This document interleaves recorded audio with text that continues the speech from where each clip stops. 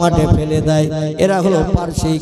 যেমন আমাদের ভারতের প্রধানমন্ত্রী, মিসেস প্রধানমন্ত্রী ইন্দিরা গান্ধীর স্বামী ছিলেন পারসিক। তার নাম কি ছিল কেউ একটু বলতে পারবে? ইন্দিরা গান্ধীর স্বামীর নাম যদি না পারেন তাহলে আমি বলবো, কিন্তু পারেন কেউ? ইন্দিরা গান্ধীর স্বামী ছিলেন পারসিক অগ্নি উপাসক। তার নাম ছিল ফিরোজ। কি নাম বললাম? ফিরোজ। ফিরোজ আমাদের মুসলিম নাম ছিল। তো ও মুসলিম হলো, অগ্নি উপাসনা করতেন, আগুন পূজা করতেন। এদের ধর্মীয় বিধান হলো মারা গেলে মাজায় কোমরে দড়ি বেঁধে কাঁধে করে নিয়ে ফাঁকা মাঠে ফেলে দিয়ে দাও। যত জীব জন্তু পছন্দ করে খেয়ে কমপ্লিট করে দিয়ে দেবে। এটাই হলো ওদের মরণের পরে ধর্মীয় বিধান। আমাদের ধর্মীয় বিধান কবর দেওয়া।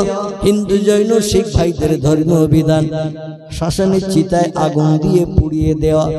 আল্লাহ বলছেন, শোনো, পুড়িয়ে যখন দিল তুমি তো শেষ হয়ে গেলে, তাই বলে ধারণা করিও না ওই তোমার মরণই শেষ। সুম্মা ইহুইকুম, সূরা কোরআনের সূরা বাকারায় আল্লাহ তথ্যকট করছেন, তোমাদের কিন্তু আবার জিন্দা করা হবে। যদি বলেন বিশ্বাস করি না, আপনি কাফেরে রূপান্তরিত হবেন।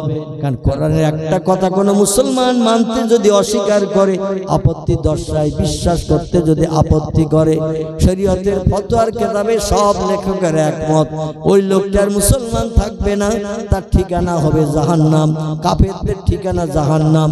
আল্লাহ কোরআনে সূরা বাকারায় বলছেন, ইন্নাল্লাযীনা কাফারু ওয়া কাযযাবু বিআয়াতিনা উলাইকা আসহাবুন নারি হুম ফিহা খালিদুন। জোরে বলুন একটু আল্লাহু আকবার।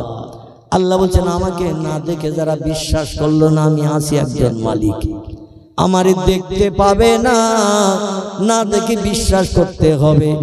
এই তাম বিশ্বব্রহ্মাণ্ডের মালিক একজন আছেন, নাম কি তার একটু জোরে বলেন? তাম বিশ্বব্রহ্মাণ্ডের মালিক একজন আছেন, তার নাম কি? তার নাম আল্লাহ সুবহানাহু তাআলা। যার স্ত্রী নাই, পুত্র নাই, বংশ নসল, বাপ মা, আপনজন, চাচা চাচি, দাদা দাদি কেউ নাই। আল্লাহ কোরআনে সূরা ইখলাসে তত্ত্ব কোট করে দিয়ে আমাদের মগজ সাফ করে দিয়েছেন। পৃথিবীতে ইসলাম ধর্ম ছাড়া আর যত ধর্মাবলম্বী আছে তাদের পূর্বর বউ আছে, বাচ্চা কাচ্চা সব আছে, তাদের পূর্বর বউ আছে, ভগবান ভগবতী, এমন করে নারায়ণ নারায়ণী। এভাবে ইতিহাস আলগা করলে দেখা যায় যত নাম এসেছে সব নামের পাশে একটা স্ত্রীলিঙ্গের চিহ্ন খুঁজে পাওয়া গেছে। গড গডেস, ঈশ্বর ঈশ্বরী, নারায়ণ নারায়ণী, ব্রহ্মা ব্রহ্মী, ভগবান ভগবতী, মানে স্রষ্টা আছে, তার বউ আছে। আমাদের আল্লাহর কি কোনো স্ত্রী টিস্ত্রী আছে বলে মনে হয়? কুল হুয়াল্লাহু আহাদ আল্লাহুস সামাদ। আল্লাহ বলছেন, হাবিব আপনার উম্মতদের জানিয়ে দিন, আমার আল্লাহ হলেন একক, আল্লাহুস সামাদ। আল্লাহ হলেন মুখাপেক্ষীহীন, কারো সাহায্যের প্রয়োজন কোনোদিন করেন না, তিনি একাই অল ইন অল। জোরে বলুন একটু সুবহানাল্লাহ।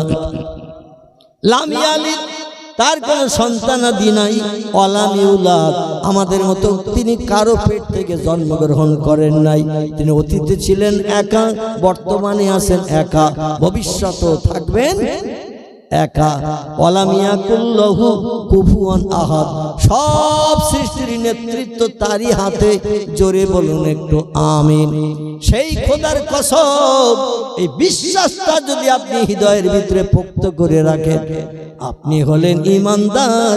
একদিন না একদিন আপনার জন্য আল্লাহর জান্নাত হালাল হয়ে যাবে, কোনো সন্দেহ নাই।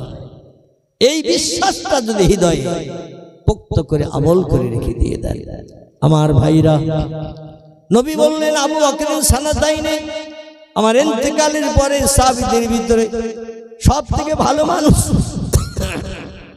হিসাবে বিবেচিত হবেন যিনি, তার নাম হলো আবু কুহাফার বেটা, নাম তার আবু বকর সিদ্দিক। সমস্ত মদিনার সাহাবায়ে কেরাম ইমানদার মুমিন মুসলমানদের ভিতরে সবথেকে দামি ব্যক্তিত্ব হিসাবে বিবেচিত হবেন যিনি, নাম তার আবু বকর। আল্লাহ নবী হায়াতে জিন্দেগিতে বলেছেন, আমি মুহাম্মদ রাসূল আমাকে বাদ দিয়ে আমার মুহাব্বতের সাহাবী আমার শ্বশুর মশাই আবু বকরের নেকি সব সৎ কাজগুলো দাড়ি পাল্লার একদিকে যদি চাপানো হয়, আর একটা দিক যেটা খালি, দাড়ি পাল্লা দুটি পাল্লা দুই দিকে থাকে না যে কোনো মালটাল মারতে গেলে দাড়ি পাল্লায় ওজন করতে গেলে দুই দিকে দুটো পাল্লা থাকে, তো একদিকে বাটকারা আর একদিকে মাল দিয়ে ওজন করা হয়। আল্লাহ নবী বলছেন, আবু বকর সিদ্দিকের সৎ কাজ নেকি সবগুলো দাড়ি পাল্লার একদিকে যদি চাপানো হয়, তারপরে হযরত ওমর, ওসমান, আলী, আব্দুর রহমান বিন আওফ, জুবাইর বিন আওয়াম, সাদ বিন আবি ওয়াক্কাস, হযরতে তালহা, হযরতে সাদ বিন মুআজ, এভাবে আবু উবাইদা বিন জাররাহ দুনিয়ায় বেঁচে থাকতে যারা জান্নাতের সার্টিফিকেট পেয়েছিলেন অতি উচ্চতার আমল করার কারণে, এই বাচ্চারা বাপ চুপ করবা, এই কথা বলো, অতি উচ্চ র্যাঙ্কে আমল করেছিলেন যারা, নারায়ে তাকবীর, একটু জোরে আওয়াজ তোলেন, নারায়ে তাকবীর। সিলসিলায়ে হক ফুরফুরা শরীফ, সিলসিলায়ে হক ফুরফুরা শরীফ, আগত মুজাদ্দিদ জামানের আওলাদ, আগত মুজাদ্দিদ জামানের আওলাদ জনাব পীর সাহেব হুজুর কিবলা, জনাব পীর সাহেব হুজুর কিবলা, নারায়ে তাকবীর, নারায়ে তাকবীর। প্রাণ ভরে কলেমার জিকির, লা ইলাহা ইল্লাল্লাহ, লা ইলাহা, লা ইলাহা ইল্লাল্লাহ মুহাম্মাদুর রাসূলুল্লাহ। কাক ডাকে কাকা রবে, কাক ডাকে কাকা রবে, কোকিলের স্বর মধুর লাগে, ডাকে সেই হেমন্তের হাওয়ায়, আল্লাহ ছাড়া মাবুদ নাই, বলো লা ইলাহা ইল্লাল্লাহ, লা ইলাহা, লা ইলাহা ইল্লাল্লাহ মুহাম্মাদুর রাসূলুল্লাহ। নবী বকর গারে সুরে, নবী বকর গারে সুরে, সেই নামের ওই জিকির করে, তাই না দেখে মাকড় সাথী জাল বুনিয়া যায়, কবুতর এসে পাশে বসে স্মরণ করে, তাই বলো লা ইলাহা ইল্লাল্লাহ, লা ইলাহা, লা ইলাহা ইল্লাল্লাহ মুহাম্মাদুর রাসূলুল্লাহ। হুজুর আসছেন তো নাকি? তো উনি এসে বললেন যে হুজুর আসছে, তাকবীর দিতে। আল্লাহু আকবার। যাই হোক, একটা উড়ো খবর আমাকে দেয়া হলো, যার কারণে আমি আপনাদের নিয়ে আল্লাহর একত্ববাদের ভাষা পবিত্র কলেমা শরীফের জপ কয়েকবার একটু করে নিলাম। কিন্তু হুজুরের আগমন না দেখার কারণে জিজ্ঞাসা করলাম, ওনারা বলছেন না, হুজুর বিশ্রাম নিচ্ছেন, এখন আসছেন না। তাহলে উড়ো খবরটা হঠাৎ আসলো, মানে নিয়ে আসলো কে? আল্লাহু আ'লামু বিমুরাদিহি। যাই হোক, আমি একটু কোরআনের মর্যাদা সম্পর্কে আলোচনা করার উদ্দেশ্যে পাক কালাম কোরআন মাজিদ থেকে ছোট্ট ছোট্ট 3টে আয়াত শরীফ পড়ে রেখেছিলাম। সে আয়াতের দিকে এখনো যেতে পারি নাই। মানে কোরআন যে সত্য ধর্মগ্রন্থ, আল্লাহ কোরআনের শুরুতে ইন্ট্রোডাকশন সূচনা ভূমিকাতে জানিয়েছেন যালিকাল কিতাবু লা রাইবা ফিহি। আয়াতটির বাংলা অর্থ হলো ওই কিতাব। জালিকা শব্দের বাংলা অর্থ হলো ওই, হাজা মানে হলো এই। কোরআন এখন আমাদের কাছে না দূরে?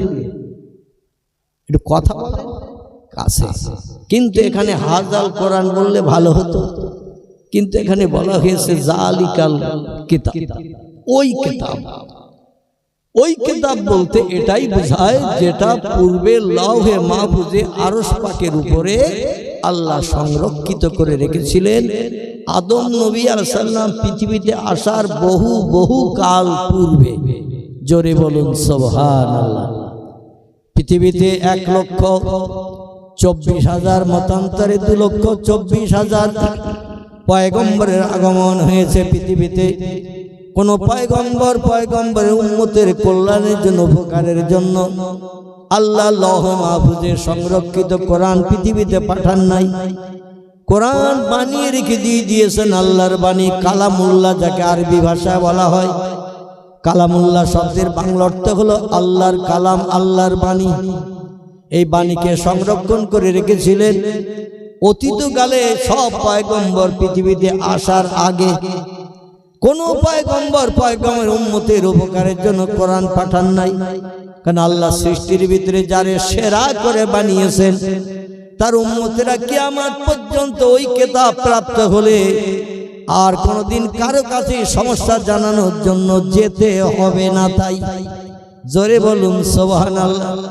সেই খোদার কসম খেয়ে বলি, কোরআনকে যদি ফলো করি, কোরআনকে যদি আমল করি, কোরআনের মান্যতা যদি জীবনের সঙ্গে প্রতিফলিত করি, জীবনে কোনোদিন কারো কাছে যেতে হবে না, সাহায্য চাইতে হবে না। কোরআন আমাদের জন্য এনাফ, যথেষ্ট হয়ে যাবে। জোরে বলুন একটু আমিন। এখন টুক করে আপনার প্রশ্ন করতে পারেন, হুজুর ক্যান্সার হলে, টিউমার হলে, স্ট্রোক হলে, প্লেগ হলে, কঠিন কঠিন রোগ, এমন করে কিছুদিন আগে 2020 সালের দিকে নতুন একটা রোগ এসেছিল, নাম ছিল তার কি? নতুন রোগ করোনা। মানে এত কঠিন রোগ আল্লাহ দিয়েছিলেন, মানুষের নিঃশ্বাস যদি আপনার নাকে লাগে ও রোগ আপনারে ধরবে। কারে গায়ে হাত দিল ছোঁয়াচে রোগ আপনারে ধরবে। বাপ মারা গেলে ছেলে কবর দিতে যায় না, ছেলে মারা গেলে বাপ মাও তার ধারে পাশে ঘাসে না। হসপিটালে মারা গেছে, খবর দিলে বলে হসপিটালের কর্তৃপক্ষ যা পারে করুক, আমরা লাশ নিয়ে বাড়ি এসে কবর দিতে দিয়ে বাড়ি শুদ্ধ সব মরবো নাকি? এই সমস্ত কঠিন রোগগুলো দেন কে দেন? আল্লাহ বলছেন বিমা কাসাবাত আইদিন নাস।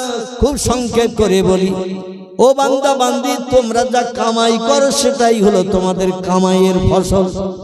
দুনিয়ায় যেমন কাজ করবে তেমন প্রতিদান পাবে। 24 ঘন্টা আমার জমিনে একটু আমার উদ্দেশ্যে সেজদা করবে না, কপালে একটু ধুলা মাখাবে না, নাকে খড় দেবে না, আমার নামে তাসবিহ সুবহানা রাব্বিয়াল আলা 24 ঘন্টার ভিতরে একটা বারও জমিনে সেজদা দিয়ে পড়বে না। আর আমার দুনিয়ায় বাস করবে, আমার নেয়ামত জায়গা জমি ঘর বাড়ি নিয়ে দুনিয়ায় সুখভোগ করবে, সুন্দরী স্ত্রী পুত্র নিয়ে সংসার জীবনে সুখভোগ করে জীবন যৌবনে ক্ষুধা নিবৃত্তি করবে। আমার দুনিয়ায় বাস করে আমার নেবে না, ওটা কোনোদিন হতে পারে না। যখন চরম বাড়িয়ে যাও, ইন্না বাদশা রব্বিকা লাশাদীদ। আল্লাহ বলছেন আমি তোমাদের অপদার্থতা, অকর্মমূলক কাজগুলো যখন দেখব, ধৈর্যের বাইরে যখন চলে যাবে, মুয়াজ্জিন আযান দিচ্ছে আসসালাতু খায়রুম মিনান নাওম, শান্তির ঘুমের বিছানা থেকে নামাজ উত্তম। একটা কম্বল মুড়ি দিয়ে শুয়েছিলে, মুয়াজ্জিনের বাকি আওয়াজ শুনতে যাতে না হয়, আর 3খানা তার উপরে মুড়ি দিয়ে ঘুমালে যাতে 4খানা কম্বল পুড়ে মুয়াজ্জিনের বাকি আওয়াজ কানে না ঢোকে। আল্লাহ বলছেন অপেক্ষা করো আমার আসমানি গজবের জন্য। আমি যখন আসমানি গজব নিক্ষেপ করব, একটা আন্ডা বাচ্চাকেও ছাড়বো না, একটা আন্ডা বাচ্চাকেও ছাড়বো না।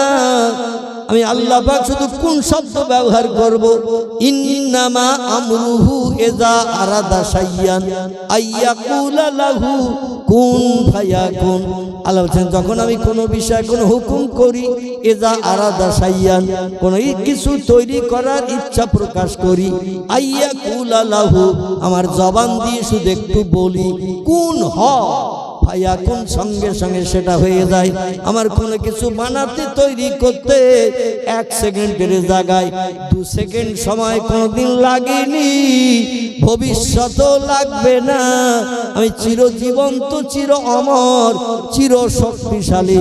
আমার শক্তির সঙ্গে পাল্লা দিয়ে কোনো বিজ্ঞান, দর্শন, ইঞ্জিনিয়ার, ডাক্তার, মাস্টার, ভূতত্ত্ববিদ আমার সঙ্গে পাল্লা দিয়ে কোনোদিন জয়ী হতে পারবে না।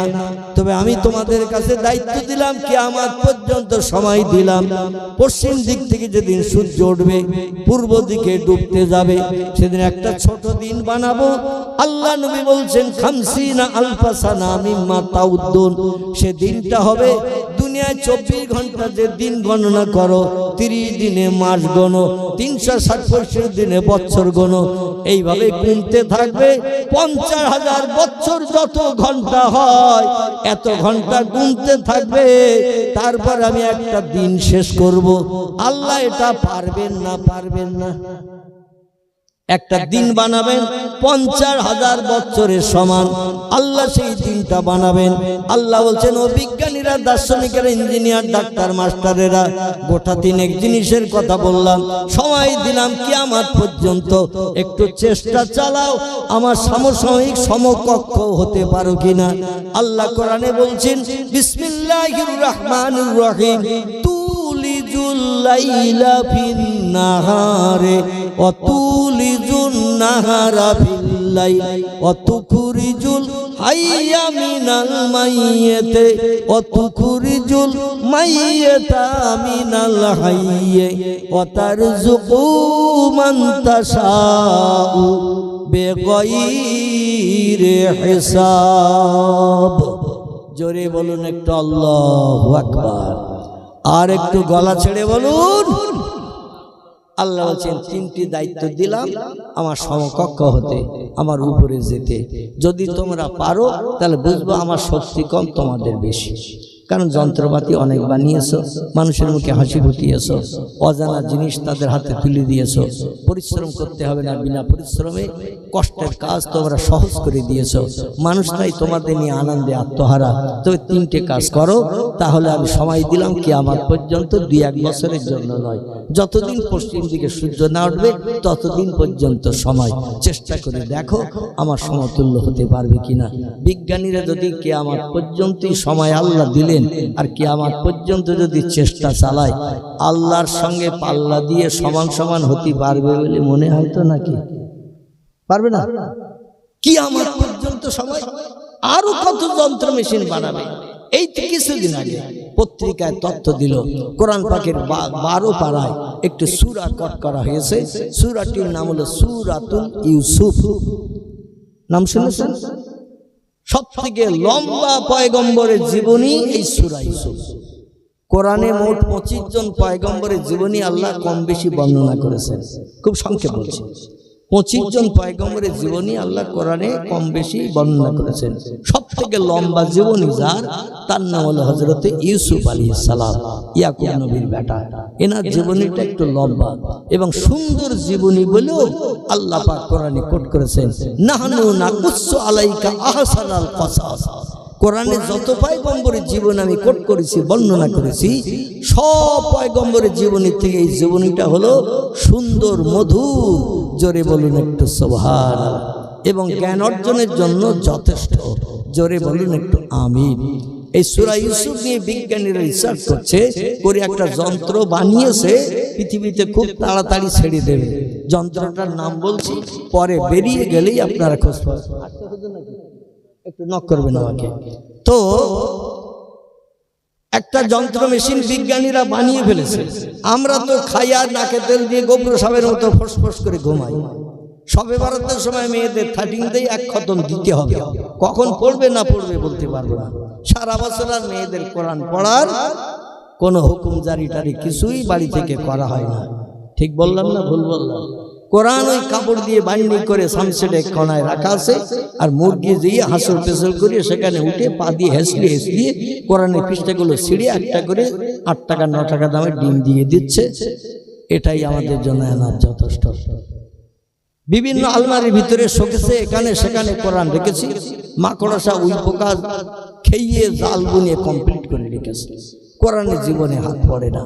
কিন্তু ইহুদি, খ্রিস্টান, হিন্দু, জৈন, শিখ যারা উচ্চ শিক্ষিত, তারা ঘন্টার পরে ঘন্টা রাত জেগে জেগে আল্লাহর কোরআন রিসার্চ করছে।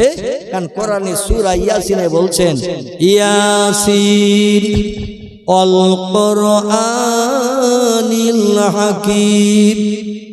ইয়াসিন শব্দের বাংলা অর্থ হলো আমার মহব্বতের ইয়াসিন, বিশ্ব নবীর গুণবাচক নাম।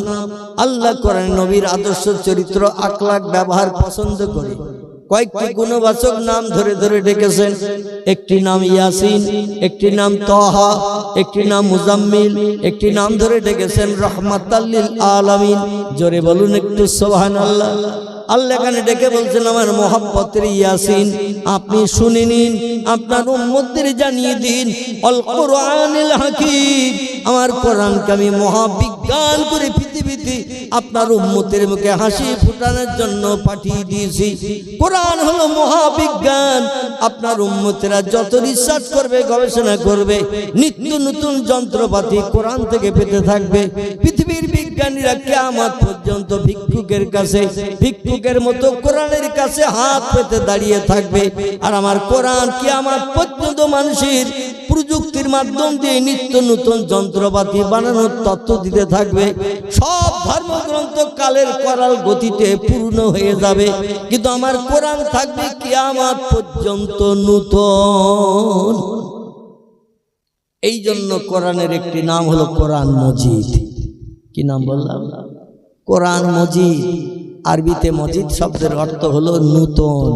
কোরআন কিয়ামত পর্যন্ত পূর্ণ হবে না। পূর্ণ হয়ে গেছে বেদ, পূর্ণ হয়ে গেছে পুরাণ, পূর্ণ হয়ে গেছে গীতা, পূর্ণ হয়ে গেছে ভগবত, পূর্ণ হয়ে গেছে রামায়ণ, পূর্ণ হয়ে গেছে মহাভারত, পূর্ণ হয়েছে জিন্দাবাস্তা, পূর্ণ হয়েছে গ্রন্থ সাহেব, পূর্ণ হয়েছে মনুসংহিতা, পূর্ণ হয়েছে উপনিষদ, পূর্ণ হয়েছে তৌরিদ, পূর্ণ হয়েছে জবুর, পূর্ণ হয়েছে ইনজিল। মানুষ আর এখন এই ধর্মগ্রন্থে হাত দেয় না, কিন্তু দৈনন্দিন কোরআনের ঘায় কয়েক লক্ষ মানুষ দৈনন্দিন কোরআনের গায়ে হাত লাগায়। জোরে বলুন একটু সুবহান।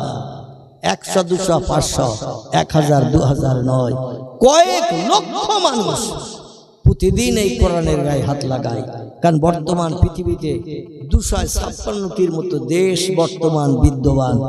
256টি দেশেই মুসলমান বাস করে। আর যত দেশে মুসলমান আছে সব দেশে কোরআন শরীফ তিলাওয়াতের জন্য মাদ্রাসা আছে না নাই? সব দেশে মাদ্রাসা আছে। আর মাদ্রাসা যেখানে আছে, বাচ্চা কাচ্চারা এই কোরআন তেলাওয়াত সেখানে করে না? ওয়ারাত্তিলিল কোরআনা তারতিলা। আল্লাহ বলেন, আমার কোরআনের ভাষা যেখানে যেমন লিপিবদ্ধ করা আছে তেমন যদি তোমরা পড়ো, আমার রহমত থেকে কেউ তোমরা বঞ্চিত হবে না। তো সূরা ইউসুফ নিয়ে রিসার্চ করে একটা মেশিন বানিয়েছে বিজ্ঞানীরা। আমরা তো খাই আর শুধু নাকে তেল দিয়ে ঘুমাই। আমরা কোরআন যদি একটু তেলাওয়াত করি তো মৃত বাপ দাদার আত্মায় কল্যাণী সবরেশানির জন্য হুজুর ডেকে একটু দোয়া করি কবরস্থানের পাশে দিয়ে, ব্যাস আসবে, ঠিক আছে। কোরআন আর কোনো কাজে লাগবে না। আল্লাহ বলল কিয়ামত পর্যন্ত সব সমস্যা সমাধানের জন্য আমি কোরআন পাঠিয়েছি। যত কঠিন রোগ বেমারিতে পতিত হবে, রোগের ঔষধ করে দিয়েছি কোরআনকে। জোরে বলুন একটু সুবহানাল্লাহ। আচ্ছা, কোরআনের ভিতরে কি রোগের ওষুধ আছে নাকি? আছে, আছে। তাহলে আমরা ডাক্তার দেখাই কেন? আবার ডাক্তার প্রেসক্রিপশন করে দিলে মেডিসিন দোকানে যে ওষুধ কিনি কেন? আবার ওষুধ নেওয়ার পরে দোকানের কর্মচারী যারা তাদের বলে দেয় কোন ওষুধটা কখন খাবো, এটা একটু লিখে দাও, তার বাড়ি যেয়ে খেতে সুবিধা হবে। এ বলি না?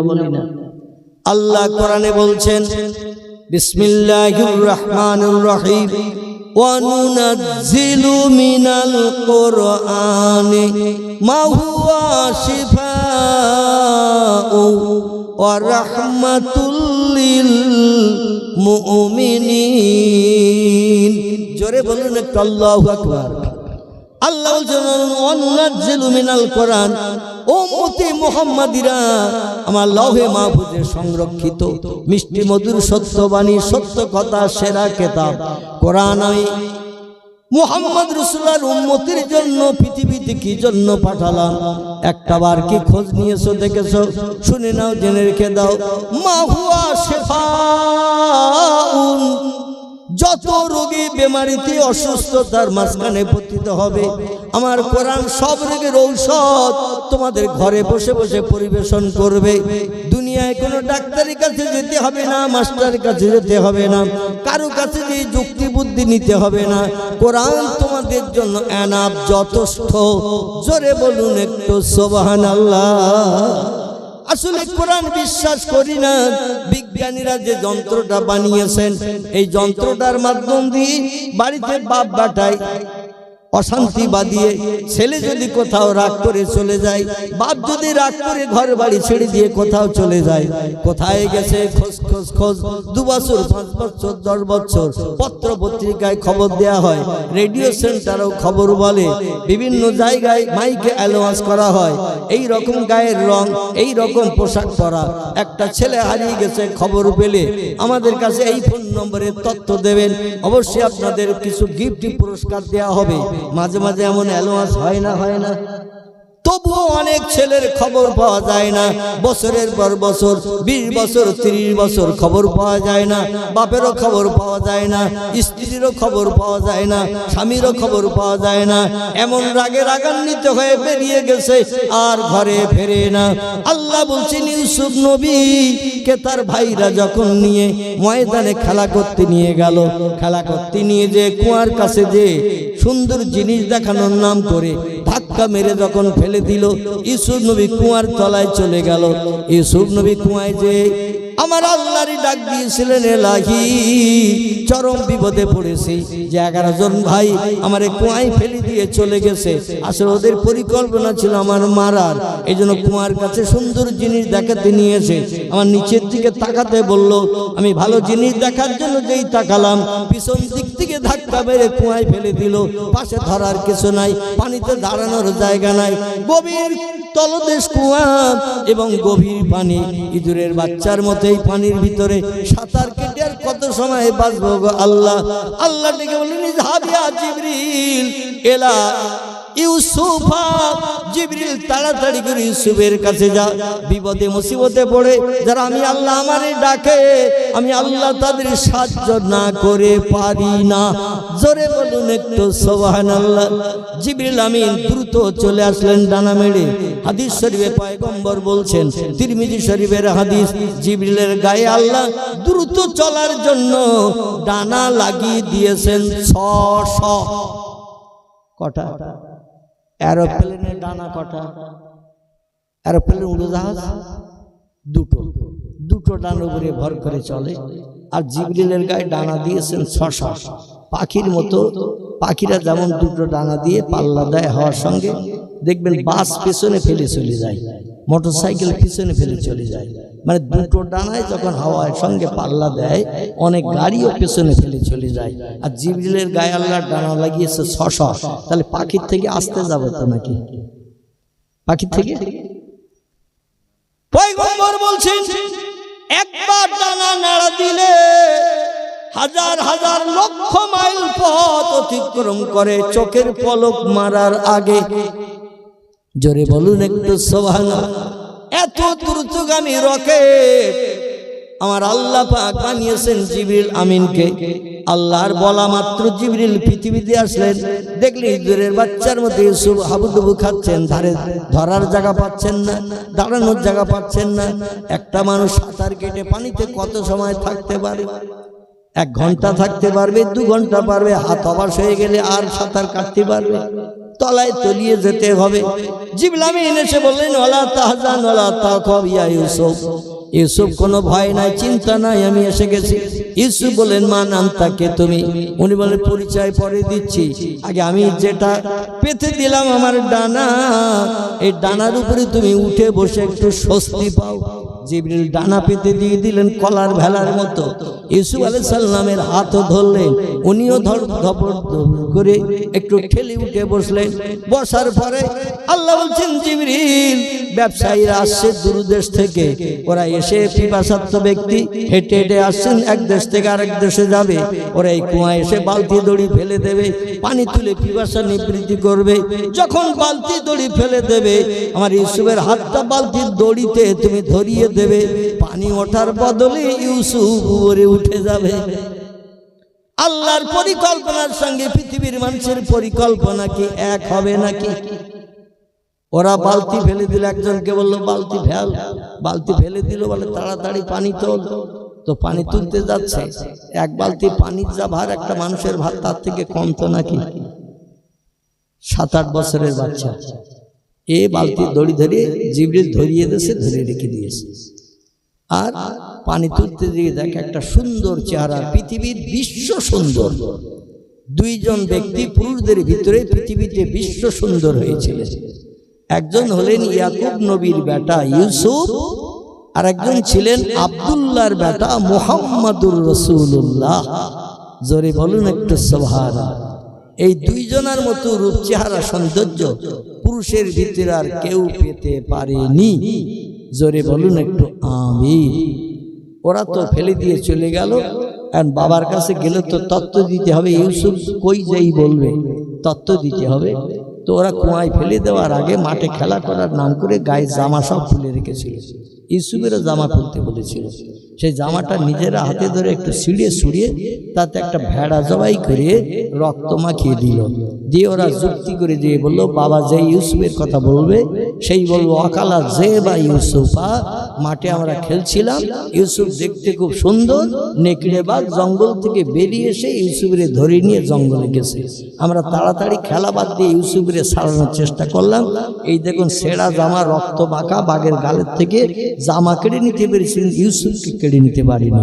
আপনি বিশ্বাস করবেন না, তাই রক্ত মাখা জামা পর্যন্ত বাঘের গালের থেকে ছিঁড়ে নিয়েছে। ইয়াকুব নবী বলেছিলেন, তোমরা বলছো বাঘে খেয়েছে আমার ইউসুফকে, কিন্তু আমি ঘরে বসে আমার বেঁচে থাকা ইউসুফের গায়ের গন্ধ নাকে পাচ্ছি। জোরে বলুন একটু সুবহান। কোথায় জঙ্গল, কোথায় বাড়ি? ইয়াকুব নবী বৃদ্ধ মানুষ, বুড়ো মানুষ, তিনি বলছেন, তোমরা বলছো ইউসুফকে বাঘে খেয়ে নিয়েছে, রক্ত মাখা ছেঁড়া জামা কাপড় দেখি আমার বিশ্বাসযোগ্যতা দেখাচ্ছ, কিন্তু আমার ইউসুফ বেঁচে আছে। পয়গম্বর ইউসুফের গায়ের গন্ধ হাওয়ার মাধ্যম দিয়ে আমার নাকে এসে লাগছে। পরবর্তীতে প্রমাণ হলো বাঘে ইউসুফের খাইনি।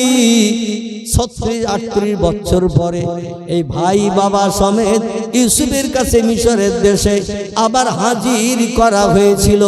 জোরে বলুন একটু সুবহানাল্লাহ। বিজ্ঞান বলছে কোরআন যখন সত্য, ভাইরা বলল ভাইরে বাঘে খেয়েছে, বাপ বলল ইউসুফের গায়ের গন্ধ পাচ্ছিতে বেঁচে আছে। পরবর্তী দেখা গেল সে মরেনি, বেঁচে আছে। এই সত্য কোরআন যখন তথ্য দিয়েছে, এমন মেশিন বানা, রাগ করে বাড়ি থেকে যে কেউ যদি পালিয়ে কোথাও যেয়ে থাকে, মেশিনের সুইচ টেপবে, আর যেখানে থাকবে সেখানকার ফটো মেশিনে উঠে যাবে। আন্দাজে আড়ালে আর কোথাও খুঁজতে হবে না, মাইকে পাবলিসিটি করতে হবে না, খবরের কাগজে বিজ্ঞাপন দেওয়ার দরকার হবে না।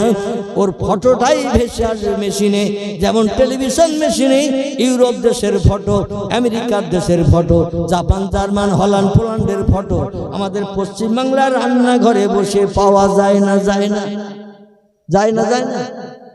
পৃথিবীর যে কোনো দেশে ফুটবল খেলা, ক্রিকেট খেলা হলে ঘরে রান্নাঘরে বসে যদি অন করেন দেখতে পাওয়া যাবে না, যাবে না। বিজ্ঞানে বলে এমন মেশিন বানাও, বাড়ির যে কোনো মানুষ কোথাও হারিয়ে যেয়ে থাকলে মেশিনে সুইচ টিপে দেবে, কোথায় কোন গ্রামে, কোন শহরে, কোন চায়ের দোকানে কাপ ধোয়া কাজ করতেছে, সে ফটোটা উঠে যাবে, নির্দিষ্ট জায়গায় যে হারানো মানুষ খুঁজে নিয়ে আসতে পারবে।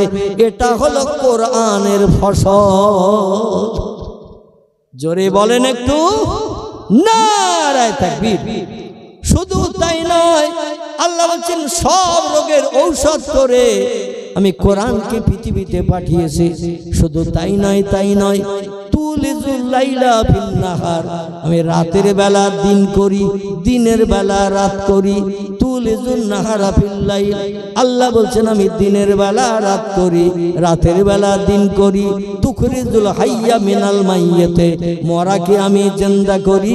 আবার তুখরিজুল মাইয়াতা মিনাল হাইয়ে, আমি মরাকে যেমন জিন্দা করি, জিন্দাকেও তেমন মারি। আল্লাহ বলছেন এটাই শুধু কথা নয়, অতারযুকু মান তাশাউ বিগাইরি হিসাব, রিজিকের মালিক আমি আল্লাহ, না খাইয়ে কারো মারি না, যারা মরে সব খেয়েই মরে। কোরআন সত্য না মিথ্যা? কোরআন সত্য না মিথ্যা? শেখ ফরিদুদ্দীন আত্তার রহমাতুল্লাহ আলাইহির নাম আপনারা শুনে থাকবেন। ওলিদের ভিতরে বিখ্যাত ওলি ছিলেন যিনি, নাম তার শেখ ফরিদুদ্দীন আত্তার রহমাতুল্লাহ আলাইহি। ইনি 36 বছর জঙ্গলের ভিতরে এক গাছের তলায় বসে বসে আল্লাহ আল্লাহ নামে জপ জিকির করেছিলেন। দুনিয়ার কোনো পানির দরকার হয়নি, খাবারের দরকার হয়নি। লোকটা মরে গিয়েছিল তো জঙ্গলের ভিতরে। 36 বছর পরে জঙ্গল থেকে সুস্থ তরু তাজা মানুষ আল্লাহর ইবাদত বন্দেগী করে, আল্লাহর নামে জপ জিকির করে আল্লাহর আপন বানিয়ে শহরে গ্রামে ঘরে ফিরে এসেছিলেন। জোরে বলুন একটু সুবহানাল্লাহ। আমাদের ফুরফুরার পীর আবু বকর সিদ্দিক আল কুরাইশি রাহমাতুল্লাহ একজন শাগরেদের নাম আব্দুর রহমান গজনবী। কি নাম বললাম? আব্দুর রহমান গজনবী। আসলে আমি এখনো আপনাদের ইতিকাফ ভাঙাতে পারিনি। আমি একটু আসাম, ত্রিপুরা, মেঘালয়, বাংলাদেশে একটু প্রোগ্রাম করি। আমার আগের বক্তা বলছিলেন এই সামনে 24 তারিখ আবার যাবো বাংলাদেশ।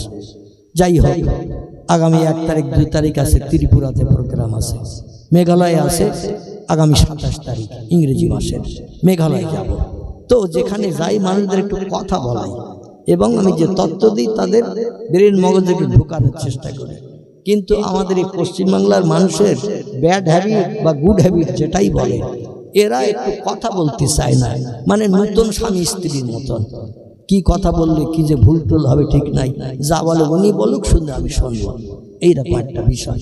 কিন্তু নবী বলছেন বক্তা শ্রোতা কথার বিনিময় করলে সেখানে জজবা তৈরি হয়, আর যে মজলিসে জজবা তৈরি হয় আল্লাহ রহমতের দরজা সেই মজলিসে খুলে দেওয়া হয়।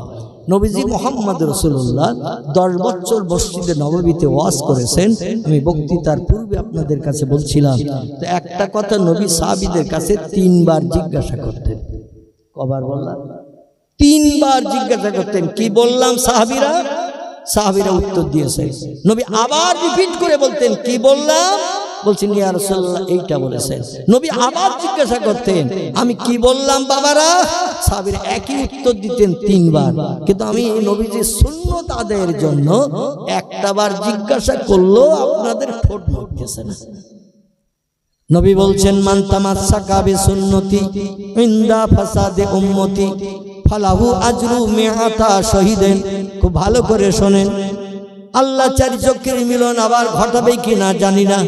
পয়গম্বর মুহাম্মদ রাসূলুল্লাহ জবানি শুনুন, নবী বলছেন মান তামাসসাকা বিসুন্নতি ইনদা ফাসাদে উম্মতি ফালাহু আজরু মিআতা শহীদেন।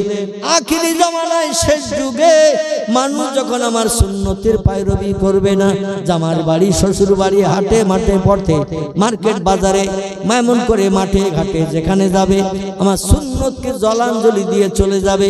আমার সুন্নত হলো মাথায় টুপি দেওয়া, মুখে দাড়ি রাখা, গায়ে হাঁটুর নিচে লম্বা জামাদা পরিধান করা। এটা হলো বিশ্ব নবীর বাহ্যিক সুন্নত। এই 3টি জিনিস কোনো ব্যক্তি যদি আমল দেয়, এই লোকটার নাম জিজ্ঞাসা করতে হবে না, কোন ধর্মাবলম্বী পরিচয় নিতে হবে না, চেহারার পোশাক পরিচ্ছদ দেখলেই চেনা যাবে না। আমাদের ভারতবর্ষে একটি সম্প্রদায় আছে, এদের নাম হলো শিখ। কি নাম বললাম? শিখ। বাংলা ভাষায় যাদের বলি পাঞ্জাবি, বুঝলেন তো? এদের একজন ধর্মগুরু নেতা আছে, নাম হলো তার মিস্টার গুরু নানক। কি নাম বললাম? গুরু নানক শিখেদের ধর্মগুরু, বৌদ্ধ অবলম্বীদের ধর্মগুরুর নাম গৌতম বুদ্ধ, ইহুদিদের ধর্মগুরুর নাম মোজেস বা মুসা, খ্রিস্টানদের ধর্মগুরুর নাম ঈসা বা যিশু, হিন্দু ভাইদের ধর্মগুরুর নাম রামকৃষ্ণ পরমহংসদেব। আমাদের ধর্মগুরু আছে না নাই? আছে না নেই? আমাদের ধর্মগুরু, আমাদের ধর্মগুরু আছে। ধর্মগুরু না থাকলে পৃথিবীতে কোনো ধর্ম চলবে না। গুরুরা নেতৃত্ব দেয়, জনগণ মেনে চলে, এভাবেই ধর্ম চালু আছে পৃথিবীতে। বর্তমান পৃথিবীতে ধর্মের সংখ্যা ৪,৫০০-এর উপরে, ৪,৫০০-এর উপরে ধর্মাবলম্বীর বসবাস। প্রত্যেকটি ধর্মাবলম্বীদের ধর্মীয় নেতা আছে। আমাদের একজন ধর্মীয় নেতা আছে, ধর্মগুরু। নাম কি তার? আপনারা একটু জোরে বলেন, এ থেকে ভেঙে যাক। কি নাম আমাদের ধর্মগুরুর নাম? আমাদের ধর্মগুরুর নাম আল্লাহ কোরআনে কোট করে দিয়েছেন, বিসমিল্লাহির রহমানির রহিম, ওমা মুহাম্মাদুন ইল্লা রাসূলুন কদ খালাত মিন ক্বাবলিহির রাসূল। জোরে বলুন একটু আল্লাহু আকবার। আল্লাহ বলছেন, আমি মুহাম্মদ নামধারী একজন ব্যক্তিকে রসুল করে, প্রফেট করে, মেসেঞ্জার করে, পথ প্রদর্শক, বার্তাবাহক, শান্তির অগ্রদূত করে বিশ্ববাসীর কল্যাণের জন্য কিয়ামত পর্যন্ত তার নেতৃত্ব মানুষ মেনে চললে পরকালে পাবে শান্তি এবং নরকাগ্নি থেকে পাবে মুক্তি। এই লোকটির নাম আমি আল্লাহ কোরআনে কোট করে দিয়েছি, মুহাম্মাদুর রাসূলুল্লাহ সাল্লাল্লাহু আলাইহি সাল্লাম। বিশ্ব নবীর বাহ্যিক সুন্নত হলো তিনটি। একটি হলো মাথার টুপি, ২ নম্বর মুখের দাড়ি, ৩ নম্বর হাঁটুর নিচে লম্বা জামা। যে কোনো একটা মুসলমান পরিধান করলে ওর নাম কি জিজ্ঞাসা করার দরকার? জিজ্ঞাসা করতে হবে, কোন ধর্মাবলম্বী তুমি, একে জিজ্ঞাসা করতে হবে। চেহারার এই পোশাক পরিচ্ছদ দেখলেই চেনা যাবে। পাঞ্জাবি যারা শিখ ওদের ধর্মগুরুর নাম হলো গুরু নানক। তারও ধর্মীয় বিধান বাহ্যিক আছে ৪টি। কটি বললাম? ৪টি। দুর্ভাগ্য, সেরা ধর্ম আমরা গ্রহণ করেছি, সেরা ধর্মের অনুসারী আমরা হয়েছি, অনুচর আমরা হয়েছি, কিন্তু নবীর আদর্শ মেনে চলি না। এই ভারতবর্ষের পাঞ্জাব রাজ্যে বাস করে যারা, এরা হলো শিখ। এরা ভারতের যে কোনো রাজ্যে যদি যায়, সুরাট, মিরাট, রাজস্থান, গুজরাট, মহারাষ্ট্র, উত্তরপ্রদেশ, বিহার, কর্ণাটক, তামিলনাড়ু, পশ্চিমবাংলা থেকে শুরু করে, এমন করে আসাম থেকে শুরু করে যত রাজ্য ভারতবর্ষে আছে ৩২-৩২টির মতো, যে রাজ্যেই শিখেরা যাক না কেন, ওদের ধর্মগুরুর সুন্নত নষ্ট করে না। ওদের ধর্মগুরুর সুন্নত হলো ৪টি, শুনে নেন। একটি হলো মাথায় লম্বা চুলের বেনি বিবনি, সব চুলগুলোর মেকার হবে একরকম ছোট ছোট, মাঝখানে একটা বড় শিখকে বেনি রাখবে, মেয়েদের বিবনি গাথার মতো লম্বা চুল, এটা ওদের মাথায় রাখতে হয়, ধর্মীয় বিধান। ২ নম্বর হলো মাথায় পাগড়ি বাঁধতে হবে। যেখানেই থাকো না কেন ধর্মের বিধান, ধর্মগুরুর নেতৃত্ব মানতে হবে, তার সুন্নত মানতে হবে, তার আদর্শ মানতে হবে, মাথায় পাগড়ি দিতে হবে। ৩ নম্বর মুখে দাঁড়িয়ে রাখতে হবে, যেটা আমাদের নবীর সুন্নত। নবী বলছেন, মান কাতাল্লাহিয়া ফাকাত কাতালানি, যে লোকটি আমার সুন্নতকে জলাঞ্জলি দিয়ে দাড়ি কর্তন করে বানর হনুমান মার্কা সেজে গেল, সে যেন আমি মুহাম্মদ রাসূলুল্লাহ আমারে মার্ডার করে দিয়ে দিল। নবীজির বাণী। রাসূল বলেন, মান কাতাল্লাহিয়া ফাকাত কাতালানি, যে আমার সুন্নত দাড়ি কর্তন করে বানর হনুমান মার্কা চেহারা বানালো, সে যেন আমি মুহাম্মদ আমারে মার্ডার করে দিয়ে দিল। ফাকাতালানি, আমারে মার্ডার করে প্রাণনাশ করলো। আচ্ছা, নবীর প্রাণনাশকারীর ঠিকানা জান্নাত হবে না জাহান্নাম হবে? আহারে, শিখেরা যেখানেই থাক না কেন ধর্মগুরু সুন্নত, মুখে দাড়ি ওরা কাটে না, দাড়ি রাখে। ওদের ধর্মগুরু ৪ নম্বর আরেকটা সুন্নত আছে, বাহ্যিক সুন্নত, চেহারার দিকে তাকালেই দেখতে পাওয়া যায়, সেটা হলো 2 হাতে 2টো করে বালা পরা। পাঞ্জাবি দেখবেন কলকাতায়, যে আশেপাশে যদি কোথাও জানতে গিয়ে থাকবেন, যেখানেই যাবেন দেখবেন ওদের 2 হাতে মেয়েদের মতো 2টো বালা চুড়ি পরা রয়েছে, আছে না নাই? ওরা যেখানেই থাক না কেন এ বালা ওরা ছাড়ে না। কিন্তু ওদের ধর্ম মেনে ভবিষ্যতের পরিণতি জান্নাত হবে না জাহান্নাম হবে, আল্লাহু আলামু বিমুরাদিহি, আল্লাহই বেশি জানেন, বেশি খবর রাখেন। কিন্তু ধর্মগুরু সুন্নাত যেখানেই থাক না কেন নষ্ট করে না।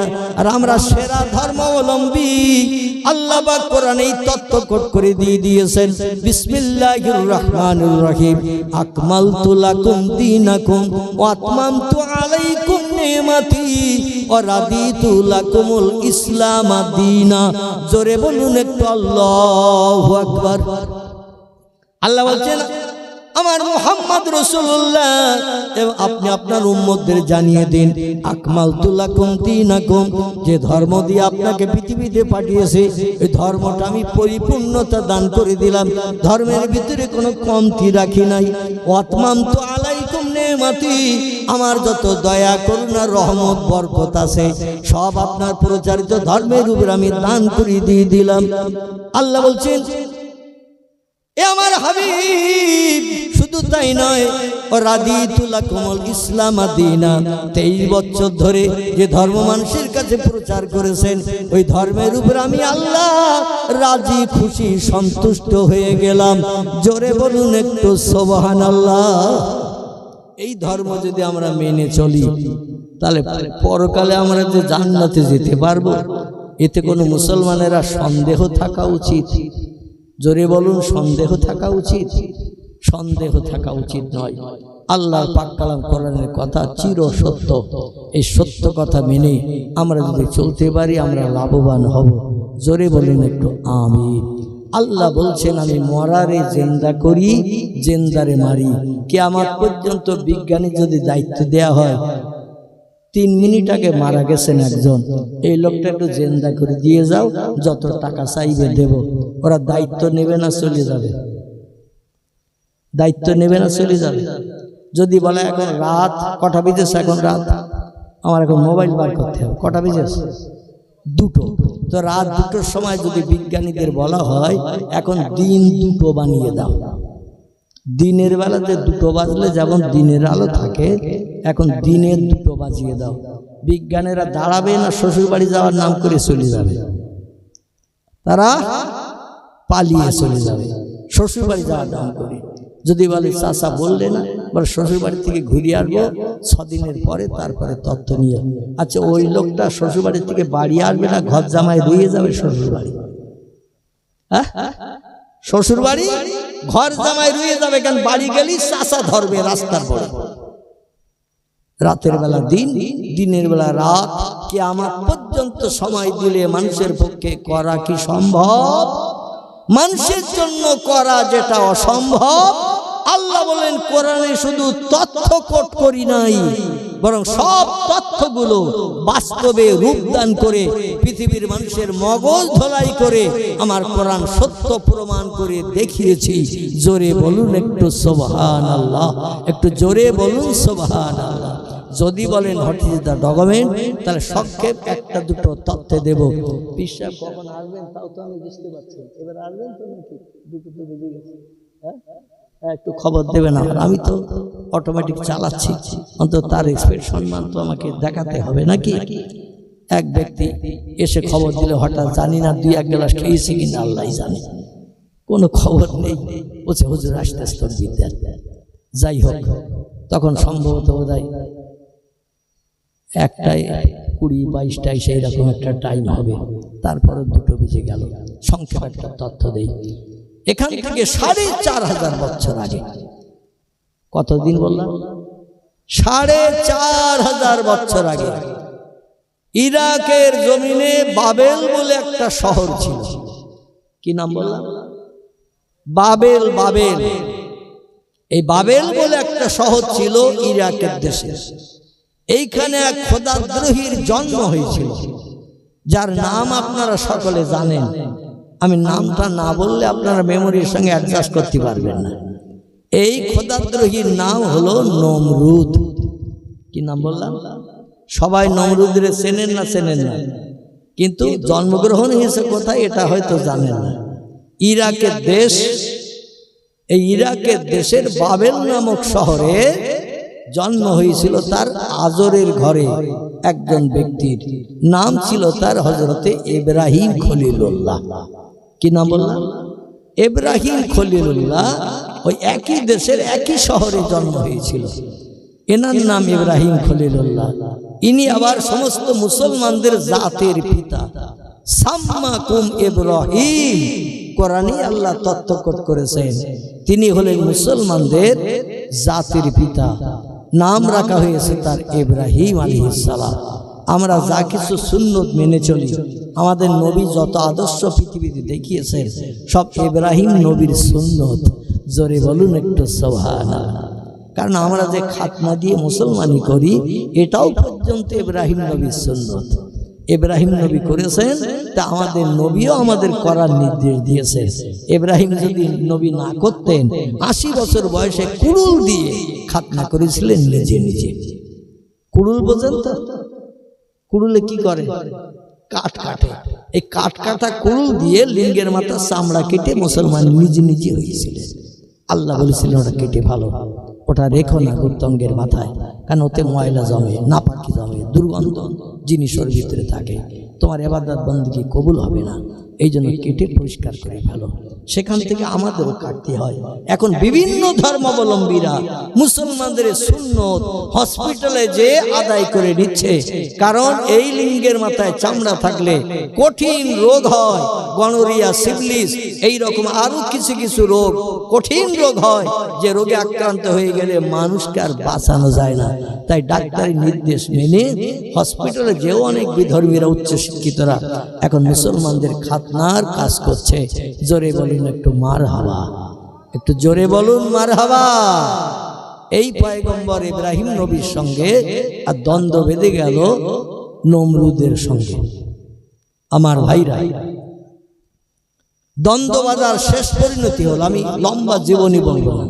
আল্লাহ যে বলছেন আমি রাতের বেলা দিন করি, দিনের বেলা রাত করি, মরারে জেন্দা করি, জেন্দারে মারি। যদি হুজুর আসতে লেট করেন টুকটুক করে আমি গোটা কয়েক তথ্য আপনাদের কাছে পরিবেশন করব। আল্লাহ কোরআনে শুধু তথ্য করেনি, কারণ সমস্ত তথ্যগুলো বাস্তবে রূপদান করে প্রমাণ করে দেখিয়েছেন। অতীতকালে ভবিষ্যতে কোনো ব্যক্তি যেন কোরআনের কথা মিথ্যা বলে বাজে মন্তব্য করতে না পারে। পয়গম্বর ইব্রাহিম নবীর সঙ্গে দ্বন্দ্ব হলো দুনিয়ার খোদাদ্রোহী নমরুদের সঙ্গে। নমরুদ রাজিত্ব হাতে পেল, দেশের জনগণকে ডেকে বলল আনা রব্বুকুমুল আলা, আমি হলাম সব দেশের খোদার থেকে বড় খোদা। আমার মতো বড় খোদা, বড় প্রভু পৃথিবীতে আর কেউ নাই। ইব্রাহিম নবী বললেন এ দেশের খোদা নমরুদ, সব দেশের মালিক যিনি তিনি হলেন আল্লাহ। আর নমরুদ সত্য বলেছে না ইব্রাহিম সত্য বলেছে? একটু কথা বলে, ইব্রাহিম সত্য বলেছে না নমরুদ সত্য বলেছে? ইব্রাহিম বললেন সব দেশের মালিকানা পরিচালনা করেন যিনি, তিনি হলেন আল্লাহ সুবহানাহু তাআলা। নমরুদ বলেন সব দেশের খোদাদের থেকে বড় খোদা হলাম আমি, আনা রব্বুকুমুল আলা, সব রব সব প্রভুর থেকে আমি বড় খোদা, বড় প্রভু। আমার ভাইরা, দ্বন্দ্ব বেঁধে গেল দুইজনের সঙ্গে। ইব্রাহিম কলেমার দাওয়াত দেয়, লা ইলাহা ইল্লাল্লাহু ইব্রাহিম খলিলুল্লাহ। লা ইলাহা, নেই কোনো প্রভু, ইল্লাল্লাহ, আল্লাহ ছাড়া। আর আমি ইব্রাহিম হলাম সেই আল্লাহর পাঠানো পয়গম্বর রাসূল।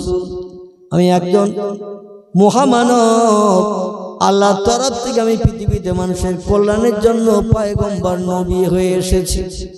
আমার নেতৃত্ব মানে আমার আদর্শ বাস্তবে রূপদান করো। মদ খাওয়া ছেড়ে দাও, সুদের ব্যবসা ছেড়ে দাও, মিথ্যা কথা ছেড়ে দাও, গালিগালাজ করা ছেড়ে দাও।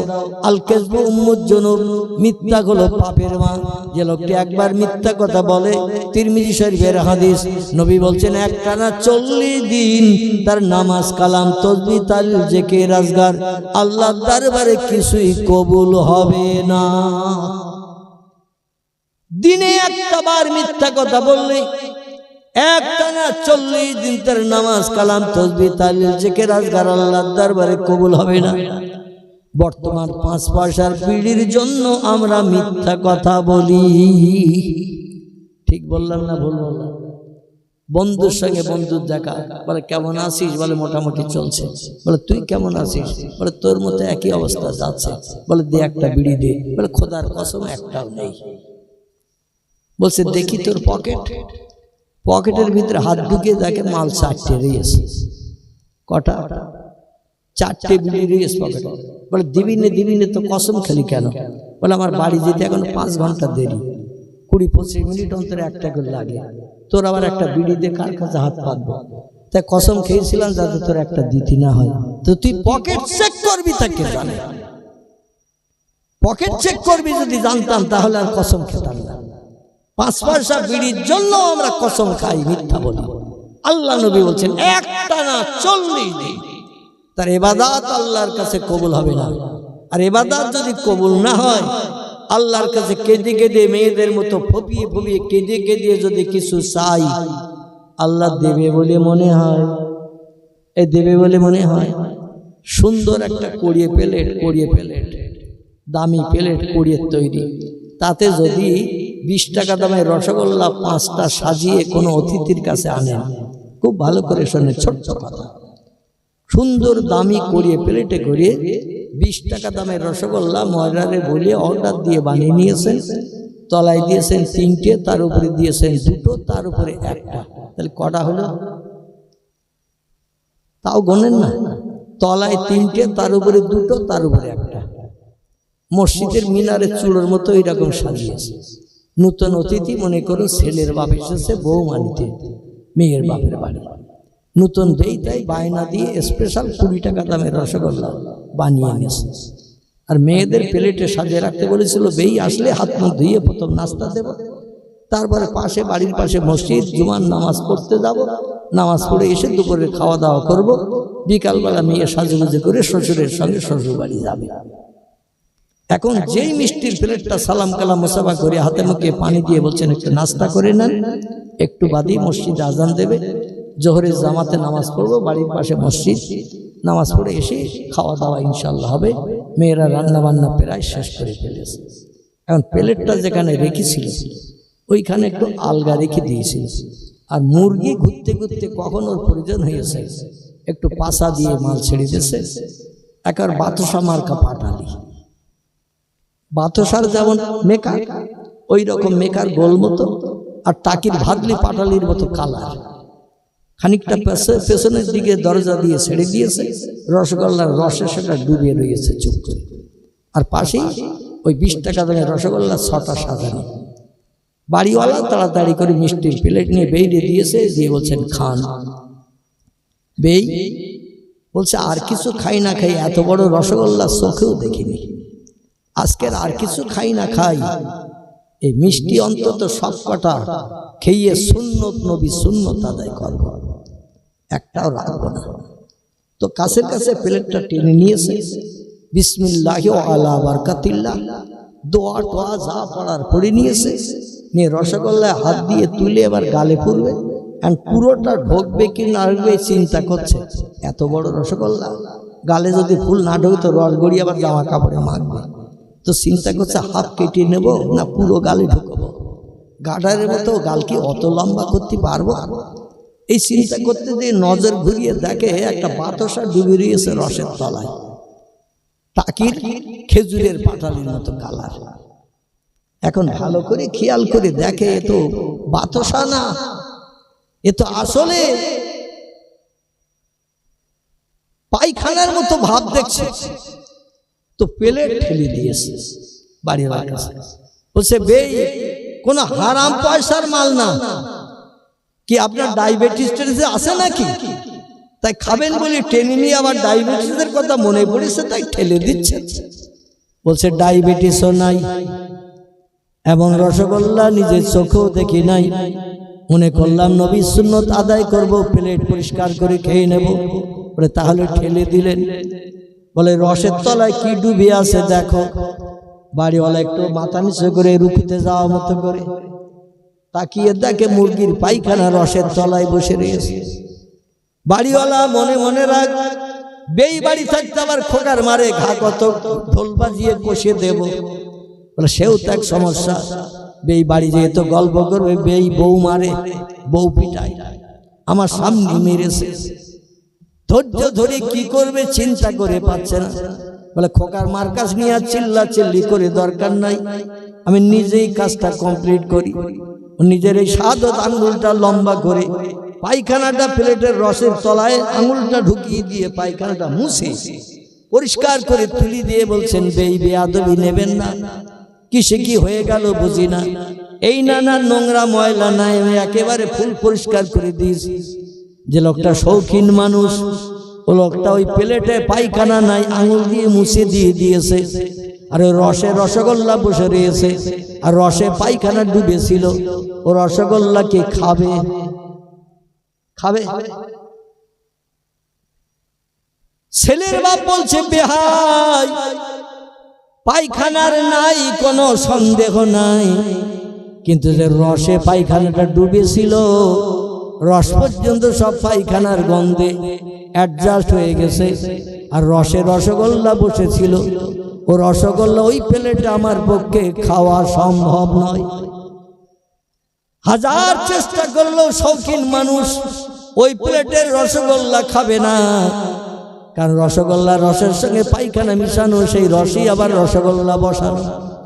আল্লাহ বলেন, তোমার জবান প্লেটটাকে পরিষ্কার করো, জবান প্লেট নোংরা, আর ওই প্লেটে আমার নামের তাসবিহ পড়বে, সুবহানাল্লাহ, আলহামদুলিল্লাহ, লা ইলাহা ইল্লাল্লাহ। যত তাসবিহ পড়ো না কেন, তোমার প্লেট নোংরা। বিড়ি খেয়েছো প্লেটে, মদ খেয়েছো প্লেটে, সুদের টাকা খেয়েছো প্লেটে, ওই প্লেট নামক জবানে এমন কোন নোংরা জিনিস নাই তুমি ব্যবহার করো নাই, আর ওই প্লেট দিয়ে আমার নামের জপ জিকির করবে। আমি আল্লাহ তোমার বেই যেমন পছন্দ করে নাই, তোমার প্লেটের খাবার নোংরা থাকার কারণে জবান প্লেট পরিষ্কার করো, তারপর আমি আল্লাহ আমার কাছে তওবা ওঢখন তুলে ধরো। অবশ্যই তোমার প্লেট যদি পরিষ্কার হয়, কম দামের জিনিস হলো আমি আল্লাহ গ্রহণ করতে আপত্তি করব না। জোরে বলুন একটু সুবহানাল্লাহ। পয়গম্বর মুহাম্মদ রাসূলুল্লাহ জানাচ্ছেন, আরবাউ ইযা কুন্না ফিকা ফালা আলাইকা মা ফাতাকা মিন হিফজুল আমানাতি ওয়া সিদকুল লিসান ওয়া ইফাতুন ফি তুমাতিন ওয়া হুসনুন খলিকাহ। চিল্লায়ে বলুন একটু আল্লাহু আকবার। আল্লাহর পয়গম্বর বলছেন, আমার উম্মত মণ্ডলীরা, আমার সাহাবায়ে কেরামেরা, চারটি আমল যদি জীবনে পাকাপাকি করে নিতে পারো, খুব ভালো করে শুনবেন। আরবাউ ইযা কুন্না ফিকা ফালা আলাইকা, নবী বলছেন চারটি আমল যদি জীবনে পাকাপাকি করে নিতে পারো, ফালা আলাইকা, আর কোন জিনিসের প্রয়োজন তোমাদের হবে না। মা ফাতাকা মেনহু, ওই চারটি আমল তোমাদের জন্য এনাফ, যথেষ্ট হয়ে যাবে। যখন যেটা মনে করবে বাস্তবে সেটা রূপদান করতে পারবে। কোনদিন কারো কাছে সমস্যা জানাতে যেতে হবে না, কারো কাছে ভিক্ষুকের মতো হাত পাততে হবে না। চারটি আমল তোমার সব সমস্যার সমাধান করে দিয়ে মরণের দিন পর্যন্ত মুখে হাসি ফুটিয়ে রাখবে। জোরে বলুন একটু সুবহানাল্লাহ, নারায়ে তাকবীর। সাহাবীরা বললেন, মা হিয়াল আরবা ইয়া রাসূলুল্লাহ, পয়গম্বর গো আমল চারটি কি একটু বলুন। এই আমল চারটি করতে পারলে আল্লাহ রাজি করা যাবে, জীবনের সব সমস্যার সমাধান পাওয়া যাবে, কারো কাছে গিয়ে ভিক্ষুকের মতো হাত পাততে হবে না। আমল চারটি আমরা শুনতে চাই। আল্লাহ নবী প্রথমে বললেন, হিফজুল আমানাত, কোন ব্যক্তি তোমার কাছে যদি টাকা পয়সা সোনা দানা গচ্ছিত রাখে, যখন যেদিন চাইবে সঙ্গে সঙ্গে তার মালটা তার হাতে তুলে দেবে। পরের মাল যেন নিজের মাল মনে করে খরচ করবে না। সে আমারে দিয়েছে আবার প্রমাণ চাইবে, প্রমাণ তো কেউ নাই, মাল আমার হয়ে যাবে। এই চিন্তা ভাবনা নিয়ে আমানাতের খেয়ানত যেন জীবনে করবে না। পরের মাল যখন চাইবে তখন যদি দিয়ে তার মুখে হাসি ফোটাতে পারো, 1 নম্বরে আমলটা তোমার পাকা হয়ে গেল। জোরে বলুন একটু সুবহানাল্লাহ। আল্লাহর নবী বলছেন আমানাতের সংরক্ষণ করবে। কেউ কিছু রেখে দিলে সযত্নে গোছিয়ে রাখবে, যখন চাইবে সঙ্গে সঙ্গে তার মাল তার হাতে তুলে দিয়ে তার মুখে হাসি ফোটাবে। যদি তার মাল তার হাতে তুলে দিয়ে মুখে হাসি ফোটাতে পারো, আল্লাহ তোমার মুখে হাসি ফোটাবে। জোরে বলুন সুবহানাল্লাহ। সাহাবীরা বললেন মাহিয়াল ইসনা ইয়া রাসূলুল্লাহ, 2 নম্বরের আমল কি একটু বলুন। নবী বললেন এ সাহাবীরা সিদকুল লিসান, জবান সংরক্ষণ করবে। জবানে যেন মিথ্যা কথা বলবে না, কোনদিন মিথ্যা কথার আশ্রয় যেন জবানে তুমি নেবে না। মিথ্যা কথা যেন বলবে না, কথা যখন বলবে সত্য কথা বলবে। কারণ মিথ্যা হলো পাপের মা। মায়েরা সন্তান প্রসব করে যেমন বংশ বৃদ্ধি করে, যে লোকটি মিথ্যা কথা বলে সে পাপের বংশ বৃদ্ধি করে। মৃত্যুকের কোনো দোয়া দাবি আল্লাহর দরবারে কোনোদিন কবুল হয় না। সাহাবীরা বললেন মাহিয়া সালাস ইয়া রাসূলুল্লাহ, 3 নম্বর আমল কোনটা করতে হবে বলুন। নবী বললেন ওয়াইফাতুন ফি তুমাতিন, 3 নম্বরের আমল হলো যখন কোনো খাবার খাবে, খাদ্য খাবে, একটু যাচাই করে খাবে খাবারটা হালাল না হারাম। গালে যখন কোনো খাবার তুলবে একটু যাচাই করে পরীক্ষা নিরীক্ষা করে গালে দেবে। শস্য দানা পরিমাণ হারাম খাবার গালে দিয়ে যদি দাঁতের চাপন দিয়ে, তিরমিজি শরীফের হাদিস, জিভ লাগিয়ে যদি টেস্ট আস্বাদ কোনো ব্যক্তি চাখে, ছোট্ট মুসুরির দানার মতো কোন হারাম খাবার গালে দিয়ে দাঁতে চাপন দিয়ে জিভ লাগিয়ে যদি আস্বাদ চাখে, টক তিতো মিষ্টি কি ঝাল, এই আস্বাদ যদি জিভ লাগিয়ে চেখে নেয়, একটানা 40 দিন তার কোন ইবাদত আল্লাহ কবুল করবে না। এই জন্য খাবার যখন খাবে একটু যাচাই করে গালে দেবে খাবারটা হালাল না হারাম। বর্তমানে আমরা যা পাই তাই খাই, জীবনে যাচাই করার সময় আমরা কোনোদিন পাই না। ঠিক বললাম না ভুল বললাম? বর্তমানে অধিকাংশ বিয়ে বাড়ি এখন বিয়ের আগে হারাম লেনদেন হয়। ছেলের পক্ষ মেয়ের দিয়ে আসে, আশীর্বাদের সময় পাঞ্চনি, হুগলি হাওড়া জেলায় বলে পাঞ্চনি, আমাদের দেশে বলে পাকা দেখা, হিন্দু নামতে বলে আশীর্বাদ। এই আশীর্বাদের দিন ছেলের পক্ষরা মেয়ের কপালে টিকুলি, হাতে আংটি, বিভিন্ন জিনিস ভরে দিয়ে আসে। পাকাপাকি করে আসলাম আংটি ভরে দিয়ে। আল্লামা হুজুরের লেখা কিতাব তরিকত দর্পণ তাসব তত্ত্ব আমি একটু আলগা করে দেখার অনুরোধ করব। হুজুর লিখেছেন বিয়ের আগে কোনো পক্ষ যদি কোনো পক্ষকে কোনো মালের লেনদেন করে, ওই বিয়েটা ফুরফুরা শরীফের পীর সাহেব, বাংলাদেশের যত বড় পীর, আরো দেশে যত জায়গায় যত বড় পীর, আলেম ওলামা, হাফেজ, কারি, মুফতি, যত নামি দামি আল্লাহওয়ালা ডেকে ওই ছেলের সঙ্গে মেয়ের বিয়ে পড়ান। বিয়ে শরীয়তে বৈধ হবে না। স্বামী স্ত্রী মেলামেশার কারণে যত সন্তান হবে, সন্তান হারামজাদা অবৈধ জারজ হবে। ও সন্তান আল্লাহওয়ালা কোনোদিন হবে না, হবে না, হবে না। তো আল্লামা হুজুর লিখেছেন তরিকত দর্পণ তাসব তত্ত্বের ভিতরে বিয়ের পরে শ্বশুর যদি তার